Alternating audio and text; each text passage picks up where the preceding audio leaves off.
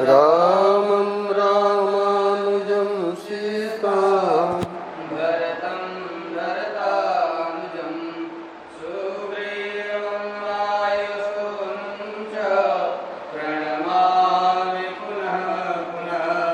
नमोऽस्तु रामाय लक्ष्मणाय देव्यै च तस्यै जनकात्मजायै नमोऽस्तु रुद्रेन्द्रयमानिलेभ्यो नमोऽस्तु चन्द्रार्कमरुद्गणेभ्यः नारायण नारायण नारायण नारायण।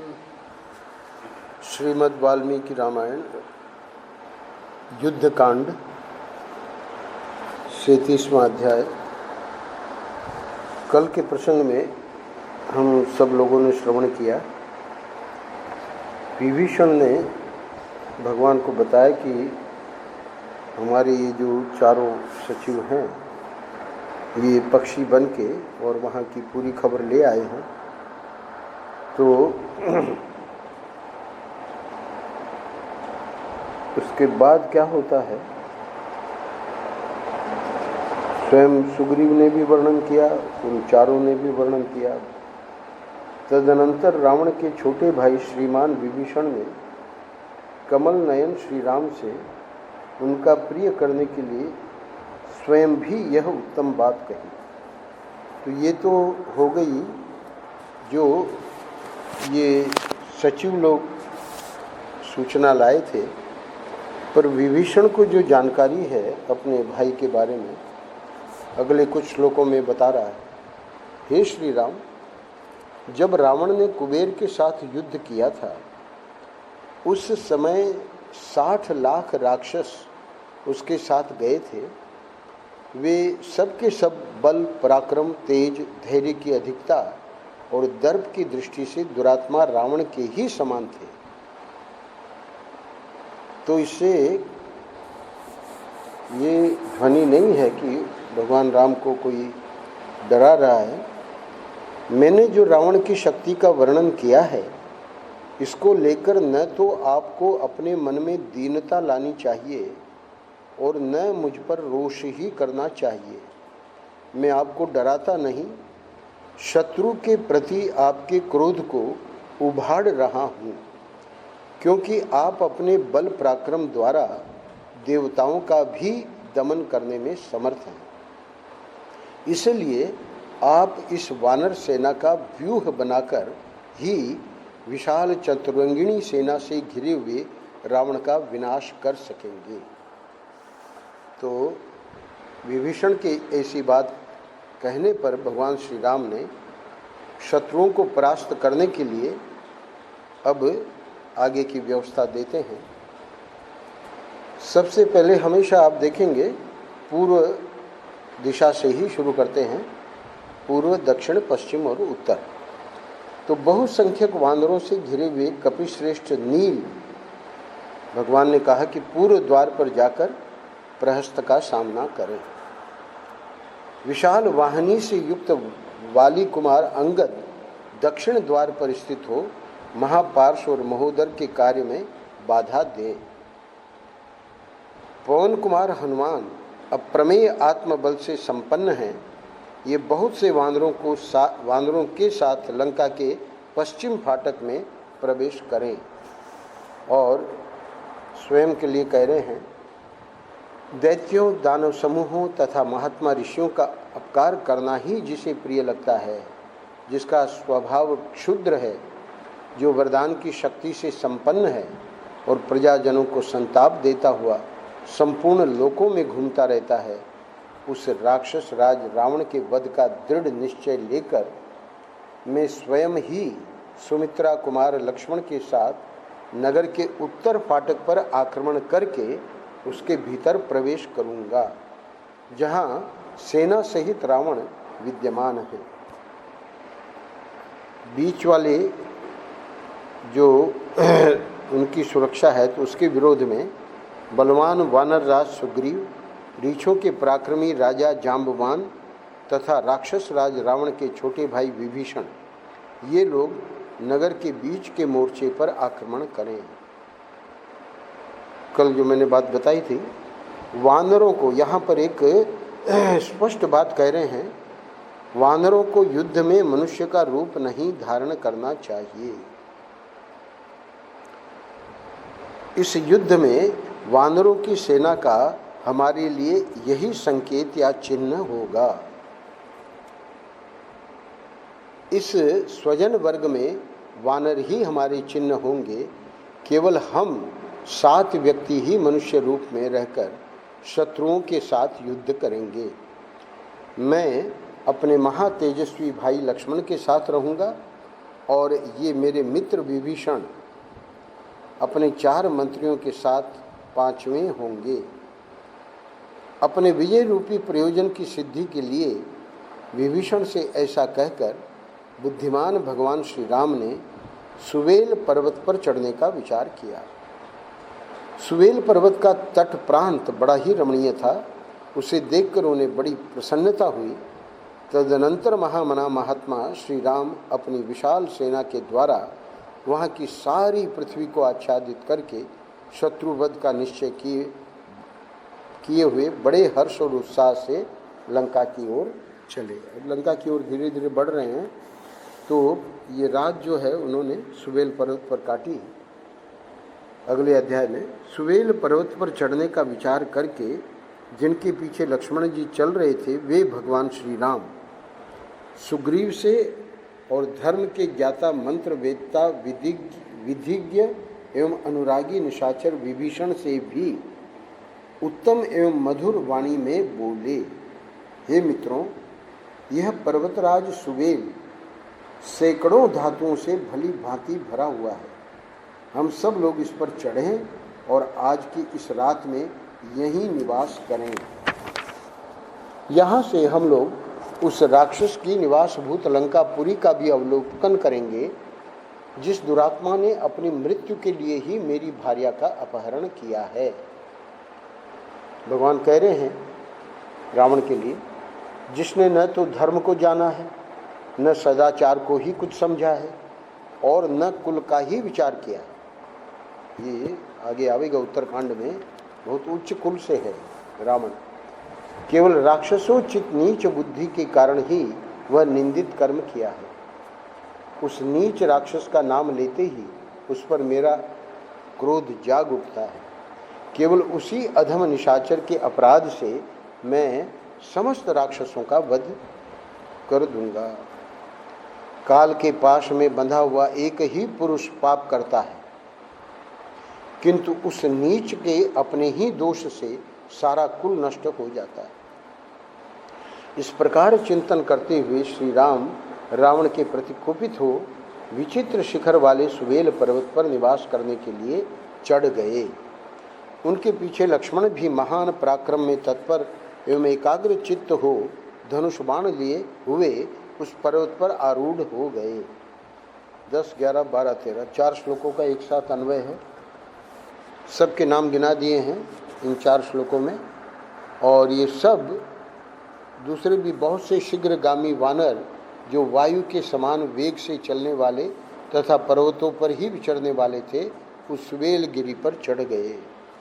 तो शुरू में सुग्रीव, विभीषण, हनुमान, अंगद आदि ये पूरी जो सेना के मुख्य नाम गिना दिए हैं। सुवेल पर्वत पर जहाँ श्री रघुनाथ जी विराजमान थे, वे सैकड़ों वानर थोड़ी ही देर में चढ़ गए और चढ़कर सब ओर विचरने लगे। उन वानर यूथपतियों ने सुवेल पर्वत के शिखर पर खड़े हो उस सुंदर लंकापुरी का निरीक्षण किया, जो आकाश में ही बनी हुई सी जान पड़ती थी। उसके फाटक बड़े मनोहर थे। उत्तम परकोटे उस नगरी की शोभा बढ़ाते थे तथा वह पुरी राक्षसों से भरी पूरी थी। उत्तम परकोटों पर खड़े हुए नील वर्ण के राक्षस ऐसे जान पड़ते थे मानो उन परकोटों पर दूसरा परकोटा बना दिया गया हो। उन श्रेष्ठ वानरों ने वह सब कुछ वहाँ से देखा। युद्ध की इच्छा रखने वाले राक्षसों को देखकर वे सब वानर श्री राम की देखते देखते नाना प्रकार से सिंहनाद करने लगे। जोश आ जाता इनको राक्षसों को देख के। तदनंतर संध्या की लाली से रंगे हुए सूर्यदेव अस्ताचल को चले गए और पूर्ण चंद्रमा से प्रकाशित उजेली रात वहाँ सब ओर छा गई। 38वां अध्याय पूरा होता है 20वें श्लोक पर। तत्पश्चात विभीषण द्वारा सादर सम्मानित हो वानर सेना के स्वामी श्री राम ने अपने भाई लक्ष्मण और यूथपतियों के समुदाय के साथ सुवेल पर्वत के पृष्ठभाग पर सुखपूर्वक निवास किया। अगले अध्याय में वाल्मीकि जी वर्णन कर रहे हैं। वानर यूथपतियों ने वह रात उस सुवेल पर्वत पर ही बिताई और वहाँ से उन वीरों ने लंका के वन और उपवन भी देखे। कैसे थे वे वन उपवन? बड़े ही चौरस, शांत, सुंदर, विशाल और विस्तृत थे तथा देखने में अत्यंत रमणीय जान पड़ते थे। उन्हें देखकर उन सब वानरों को बड़ा आश्चर्य हुआ। चंपा, अशोक, बकुल, शाल और ताल वृक्षों से व्याप्त तमाल वन से आच्छादित और नाग केसरों से आवृत लंकापुरी, हिमताल, अर्जुन, कदम्ब, खिले हुए चितवन, तिलक, कनेर, पाटल आदि नाना प्रकार के दिव्य वृक्षों से, जिनके अग्रभाग फूलों के भार से लदे थे तथा जिन पर लता बल्लरियां फैली हुई थी, इंद्र की अमरावती के समान शोभा पाती थी। विचित्र फूलों से युक्त लाल कोमल पल्लवों, हरी हरी घासों तथा विचित्र वन श्रेणियों से भी उस पुरी की बड़ी शोभा हो रही थी। जैसे मनुष्य आभूषण धारण करते हैं, उसी प्रकार वहाँ के वृक्ष सुगंधित फूल और अत्यंत रमणीय फल धारण करते थे। चैत्र रथ और नंदन वन के समान वहाँ का मनोहर वन सभी ऋतुओं में भ्रमरों से व्याप्त हो रमणीय शोभा धारण करता था। दात्यूह, कोयष्टी, बक और नाचते हुए मोर उस वन को सुशोभित करते थे। वन में झरनों के आसपास कोकिल की कूक सुनाई पड़ती थी। लंका के वन और उपवन नित्य मतवाले विहंगमों से विभूषित थे। वहाँ वृक्षों की डालियों पर भौरे मंडराते रहते थे। उनके प्रत्येक खंड में कोकिलाएं कुहू कुहू बोला करती थी। पक्षी चहचहाते रहते थे। भृंगराज के गीत मुखरित होते थे। कुरर के शब्द गूंजा करते थे। कोणालक के कलरव होते रहते थे तथा सारसों की स्वर लहरी सब ओर छाई रहती थी। कुछ वानर वीर उन वनों और उपवनों में घुस गए। वे सभी वीर वानर इच्छानुसार रूप धारण करने वाले उत्साही और आनंद मग्न थे। उन महातेजस्वी वानरों के वहाँ प्रवेश करते ही फूलों के संसर्ग से सुगंधित तथा घ्राणेंद्रिय को सुख देने वाली मंद वायु चलने लगी। दूसरे बहुत से युद्धपति उन वानर वीरों के समूह से निकलकर सुग्रीव की आज्ञा ले ध्वजा पताकाओं से अलंकृत लंकापुरी में प्रवेश कर गए। गर्जन वाले लोगों में से श्रेष्ठ वे वानर वीर अपने सिंहनाद से पक्षियों को डराते, मृगों और हाथियों के हर्ष छीनते तथा लंका को कंपित करते हुए आगे बढ़ रहे थे। वे महान वेगशाली वानर पृथ्वी को जब चरणों से दबाते थे, उस समय उनके पैरों से उठी हुई धूल सहसा ऊपर को उड़ जाती थी। वानरों के उस सिंहनाद से त्रस्त एवं भयभीत हुए रीछ, सिंह, भैंसे, हाथी, मृग और पक्षी दसों दिशाओं की ओर भाग गए। त्रिकूट पर्वत का एक शिखर बहुत ऊंचा था। अब यहाँ त्रिकूट पर्वत के जिस शिखर पर लंका थी, उसके अतिरिक्त एक जो शिखर है उसका वर्णन वाल्मीकि जी कर रहे हैं। त्रिकूट पर्वत का एक शिखर बहुत ऊंचा था। वह ऐसा जान पड़ता था मानो स्वर्ग लोक को छू रहा हो। उस पर सब और पीले रंग के फूल खिले हुए थे, जिनसे वह सोने का सा जान पड़ता था। उस शिखर का विस्तार 100 योजन था। वह देखने में बड़ा ही सुंदर, स्वच्छ, स्निग्ध, कांतिमान और विशाल था। पक्षियों के लिए भी उसकी चोटी तक पहुंचना कठिन होता था। लोग त्रिकूट के उस शिखर पर मन के द्वारा चढ़ने की कल्पना भी नहीं कर सकते थे। फिर क्रिया द्वारा उस पर आरूढ़ होने की तो बात ही क्या है। रावण द्वारा पालित लंका त्रिकूट के उसी शिखर पर बसी हुई थी।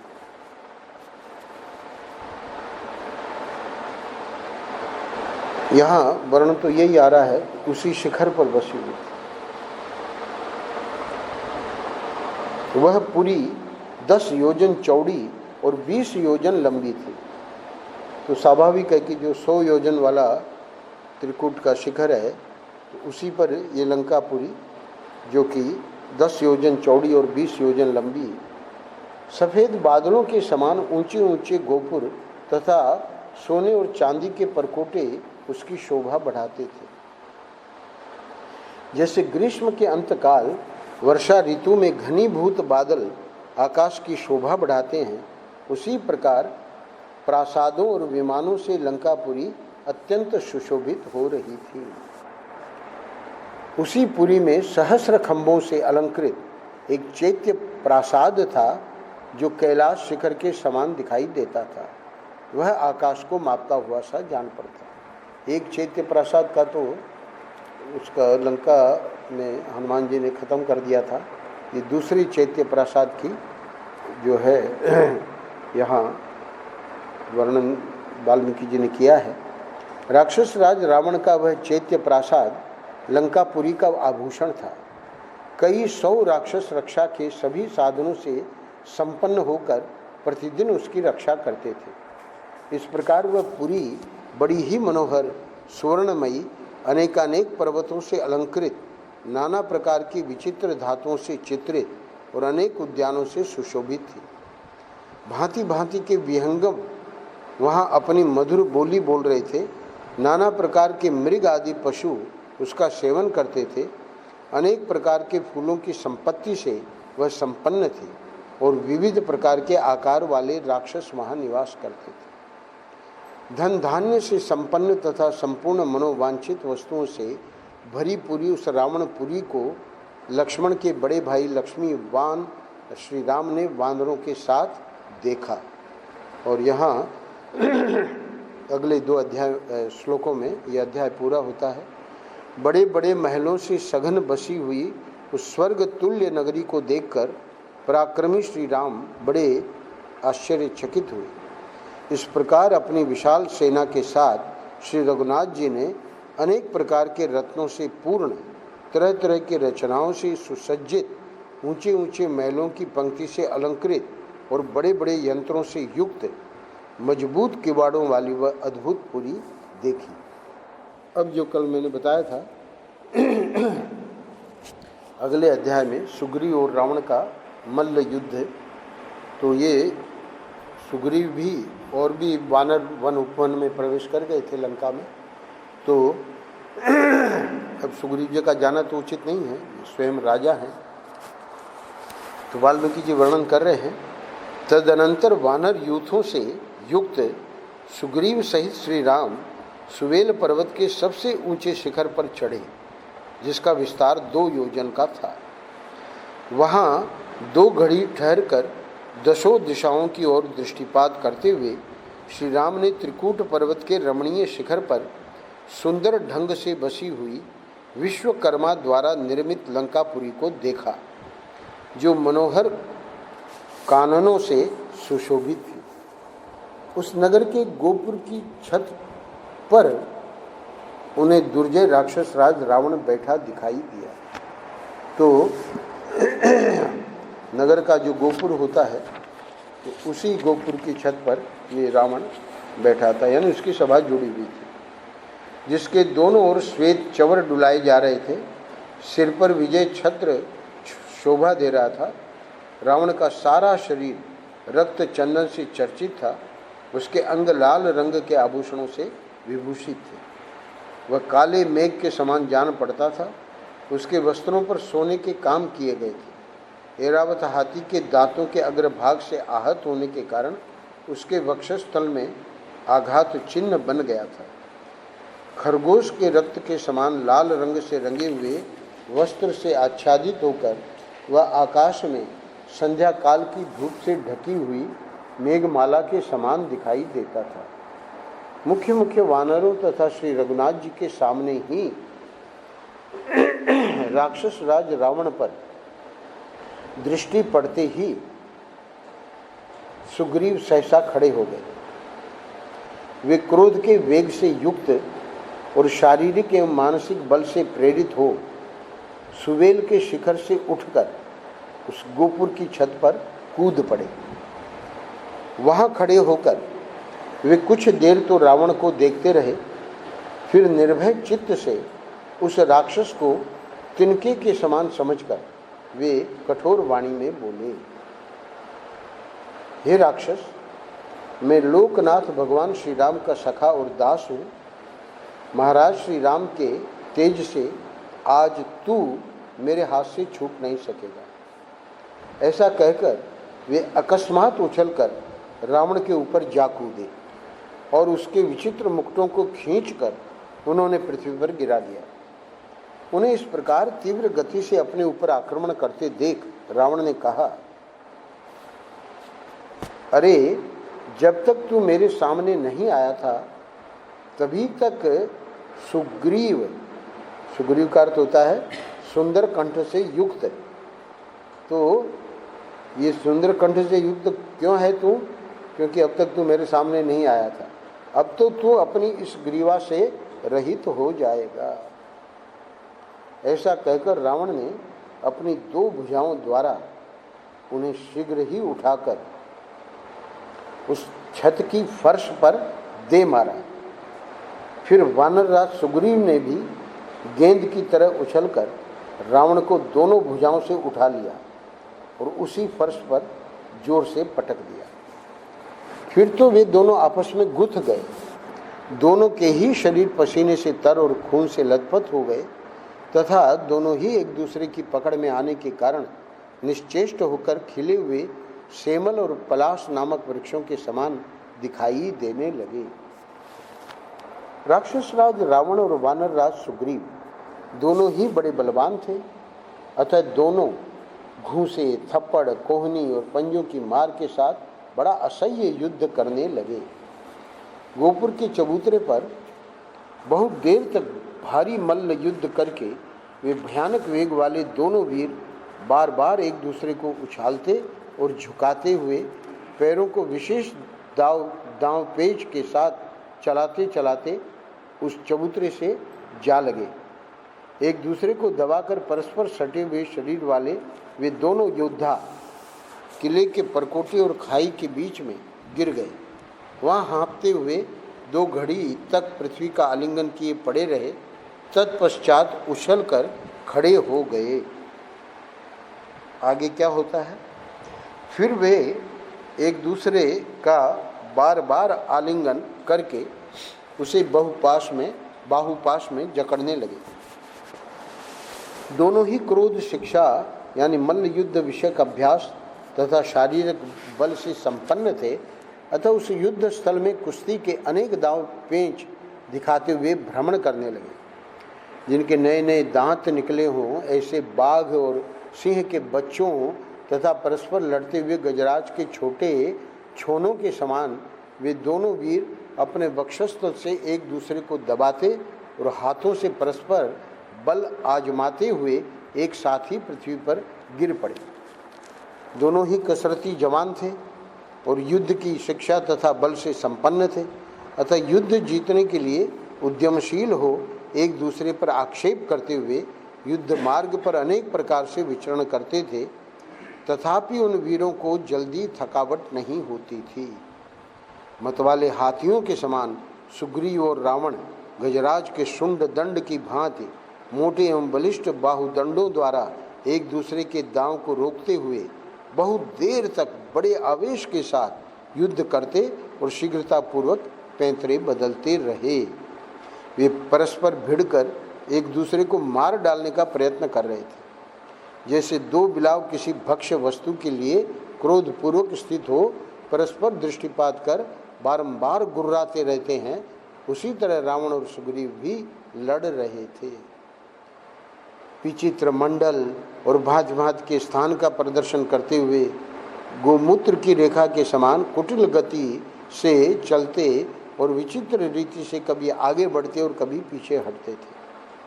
वे कभी तिरछी चाल से चलते, कभी टेढ़ी चाल से दाएं बाएं घूम जाते, कभी अपने स्थान से हटकर शत्रु के प्रहार को व्यर्थ कर देते, कभी बदले में स्वयं भी दाव पेंच का प्रयोग करके शत्रु के आक्रमण से अपने को बचा लेते। कभी एक खड़ा रहता तो दूसरा उसके चारों ओर दौड़ लगाता। कभी दोनों एक दूसरे के सम्मुख शीघ्रतापूर्वक दौड़कर आक्रमण करते। कभी झुककर या मेंढक की भांति धीरे से उछलकर चलते। कभी लड़ते हुए एक ही जगह पर स्थिर रहते। कभी पीछे की ओर लौट पड़ते। कभी सामने खड़े खड़े ही पीछे हटते।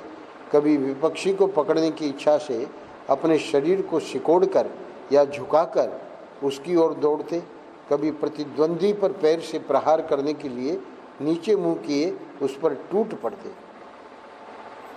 कभी प्रतिपक्षी योद्धा की बाह पकड़ने के लिए अपनी बाह फैला देते और कभी विरोधी की पकड़ से बचने के लिए अपनी बाहों को पीछे खींच लेते। इस प्रकार मल्ल युद्ध की कला में परम प्रवीण वानरराज सुग्रीव तथा रावण एक दूसरे पर आघात करने के लिए मंडलाकार विचर रहे थे। अब रावण क्या करता है? इसी बीच में राक्षस रावण ने अपनी माया शक्ति से काम लेने का विचार किया। वानरराज सुग्रीव इस बात को ताड़ गए। वे ठाकुर जी की कृपा थी कि इसलिए सहसा आकाश में उछल पड़े और विजयोल्लास से सुशोभित होते थे और थकावट को जीत चुके थे। वानरराज रावण को चकमा देकर निकल गए और वह खड़ा खड़ा देखता ही रह गया। जिन्हें संग्राम में कीर्ति प्राप्त हुई थी वे वानरराज सूर्यपुत्र सुग्रीव निशाचरपति रावण को युद्ध में थकाकर अत्यंत विशाल आकाश मार्ग का लंघन करके वानरों की सेना के बीच श्री रामचंद्र जी के पास आ पहुँचे। अंतिम श्लोक में 40वां अध्याय यहाँ पूरा होता है। इस प्रकार वहाँ अद्भुत कर्म करके वायु के समान शीघ्रगामी सूर्यपुत्र सुग्रीव ने दशरथ राजकुमार श्री राम के युद्ध विषयक उत्साह को बढ़ाते हुए बड़े हर्ष के साथ वानर सेना में प्रवेश किया, यानी सुमेल पर्वत पर लौट आए। उस समय प्रधान प्रधान वानरों ने वानर राज का अभिनंदन किया। अब अगले अध्याय में देखिए भगवान कितने प्रेम से उसको समझा रहे हैं। सुग्रीव के शरीर में युद्ध के चिन्ह देखकर लक्ष्मण के बड़े भाई श्री राम ने उन्हें हृदय से लगा लिया और इस प्रकार कहा, हे सुग्रीव, तुमने मुझसे सलाह लिए बिना ही यह बड़े साहस का काम कर डाला। राजा लोग ऐसे दुस्साहसपूर्ण कार्य नहीं किया करते। सुग्रीव राजा है तो इसलिए उसका इस प्रकार करना उचित नहीं था। हे साहस प्रिय वीर, तुमने मुझको, इस वानर सेना को और विभीषण को भी संशय में डालकर जो यह साहसपूर्ण कार्य किया है, इससे हमें बड़ा कष्ट हुआ। शत्रुओं का दमन करने वाले हे वीर, अब फिर तुम ऐसा दुस्साहस न करना। हे महाबाहो, यदि तुम्हें कुछ हो गया तो मैं, सीता, भरत, लक्ष्मण, छोटे भाई शत्रुघ्न तथा अपने इस शरीर को भी लेकर क्या करूँगा। ये 6वां और 7वां श्लोक बहुत ही अद्भुत है।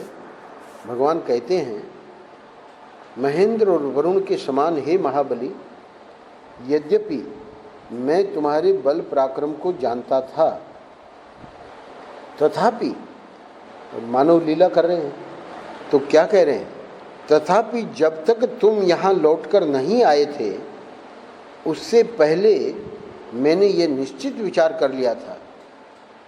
क्या विचार किया था? सुनिए। युद्ध में पुत्र, सेना और वाहनों सहित रावण का वध करके लंका के राज्य पर विभीषण का अभिषेक कर दूंगा। कल्पना करो कि तुम मल्ल युद्ध में अगर मारे जाते तो भगवान ने ये निश्चय कर लिया था। क्या निश्चय कर लिया था? कि ये कार्य तो जो करना है वो मैं कर दूंगा, अभिषेक भी कर दूंगा, सीता को यानी छुड़ा भी दूंगा, और फिर क्या करूंगा, अयोध्या का राज्य भरत को देकर अपने इस शरीर को त्याग दूंगा।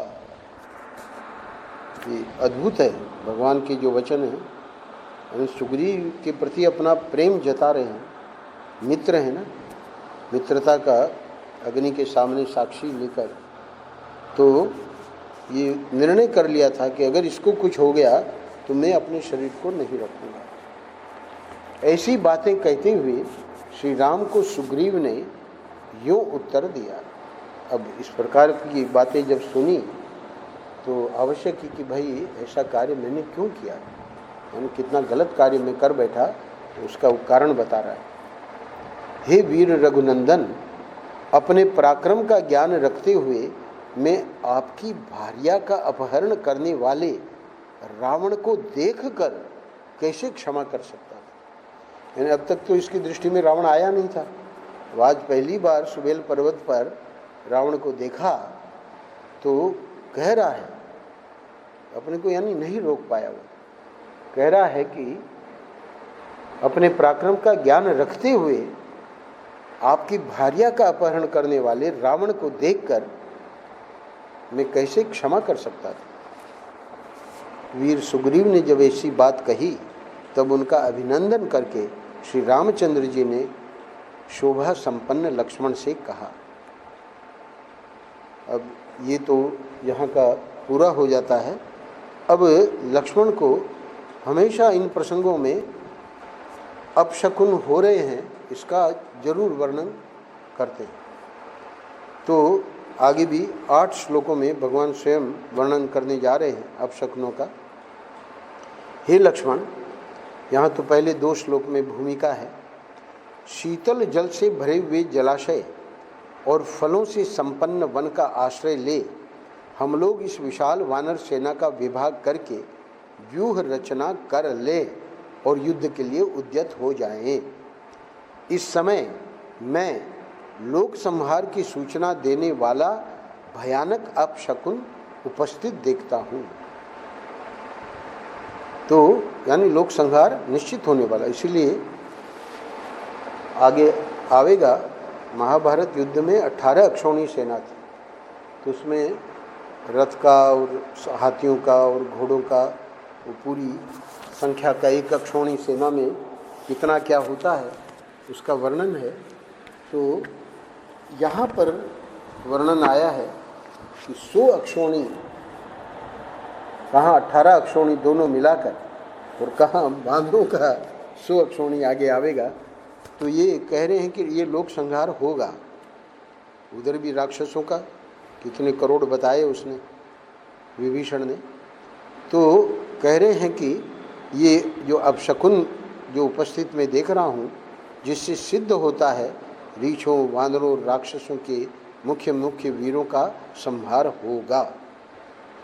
वो बात अलग है कि बाद में इंद्र द्वारा वो सब जीवित कर दिए गए अमृत के द्वारा, पर अभी तो युद्ध में बहुत भयंकर लोक संहार होने जा रहा है। तो उसी का अगले 8 श्लोकों में 21वें 20वें श्लोक तक अपशकुन जो हो रहे हैं, तो जो बार बार इसका वर्णन आता है उसी से मिलते जुलते अपशकुनों का वर्णन है। और 21वें श्लोक में कहते हैं, इससे सूचित होता है कि वानरों और राक्षसों द्वारा चलाए गए शिलाखंडों, शूलों और खड़गों से यह धरती पट जाएगी और यहाँ रक्त मांस की कीच जम जाएगी। रावण के द्वारा पालित ये लंकापुरी शत्रुओं के लिए दुर्जय है, तथापि अब हम शीघ्र ही वानरों के साथ इस पर सब ओर से वेगपूर्वक आक्रमण करें। लक्ष्मण से ऐसा कहते हुए वीर महाबली श्री रामचंद्र जी उस पर्वत शिखर से तत्काल नीचे उतर आए। उस पर्वत से उतरकर धर्मात्मा श्री रघुनाथ जी ने अपनी सेना का निरीक्षण किया, जो शत्रुओं के लिए अत्यंत दुर्जय थी। फिर सुग्रीव की सहायता से कपिराज की उस विशाल सेना को सुसज्जित करके समय का ज्ञान रखने वाले श्री राम ने ज्योतिष शास्त्रोक्त शुभ समय में उस युद्ध के लिए कूच करने की आज्ञा दी। यहाँ एक और बहुत महत्वपूर्ण बात बता रहे हैं वाल्मीकि जी। ज्योतिष शास्त्र के अनुसार जो शुभ समय में कोई भी कार्य किया जाता है तो उसमें सफलता मिलती है। तो परम पूज्य महाराज जी को ज्योतिष का आपके पितामह, तो हम बनारस के बहुत बड़े महाराज जी के पितामह बहुत बड़े ज्योतिष शास्त्र के ज्ञाता थे, और स्वयं महाराज जी को ज्योतिष शास्त्र का अद्भुत ज्ञान था। तो कभी भी यानी संन्यास लेने के बाद भी कभी कोई यात्रा होने वाली होती तो पंचांग देख के और बताते टिकटें कौन सी तारीख की करनी है। तो यहाँ पर भी ये विशेष रूप से वर्णन किया गया है कि युद्ध चूँकि इतना बड़ा कार्य होने जा रहा है तो भगवान ने अपनी दिव्य दृष्टि से ज्योतिष शास्त्र के शुभ समय के अनुसार आज्ञा कर दी है। अब आगे क्या होता है, क्योंकि यहाँ हम आज 25वें श्लोक पर विश्राम दे रहे हैं। ये अध्याय बड़ा है, ये 99। तो 99 श्लोकों के इस अध्याय को कल हम करेंगे और इसके आगे जो है वो युद्ध शुरू हो जाएगा। नारायण नारायण नारायण नारायण। श्री राम जय जय राम, श्री राम जय जय राम, श्री राम